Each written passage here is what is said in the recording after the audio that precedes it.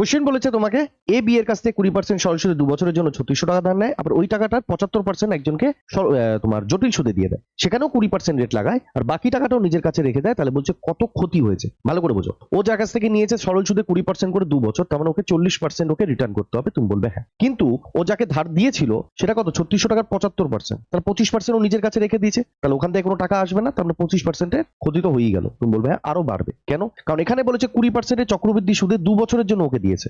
যদি পুরো টাকাটা দিত তাহলে পুরো 100 প্রিন্সিপাল 100-র উপরে 20% করে 2 বছরে মানে স্যার 44% কাউন্ট হতো। তুমি বলবে একদম ঠিক, a plus B plus AB by 100 করে। কিন্তু প্রিন্সিপাল 3600 দেয়নি, দিয়েছে 75%, তাহলে ইন্টারেস্টটাও আসবে 75%। 75% মানে 3/4, এখান থেকে আসবে স্যার 33%। তাহলে ওখান থেকে ইন্টারেস্ট কামালো স্যার 33%, 40% ওকে দিতে হবে, তার মানে এখানে আরো 7% এর ঘাটা হয়ে গেছে। ইয়ানি স্যার জি 25 আর 7 ওকে 32% এর ক্ষতি হয়েছে। কোন টাকার উপরে, প্রিন্সিপালের উপরে, যেটা হচ্ছে 3600। তুমি বলবে হ্যাঁ, ডাবল জিরো দিয়ে পার্সেন্টেজ চলে আসবে। তুমি বলে 32 গুণ 36, 36 মানে স্যার 9 এর মাল্টিপল, এটা 9 দিয়ে কাটে না। তুমি বলবে হ্যাঁ স্যার 4 2 6 के साथ 9 দিয়ে কাটে না স্যার, এটা 9 দিয়ে কাটে স্যার, এটাও 9 দিয়ে কাটে না, यानी उत्तर बनेगा सर जी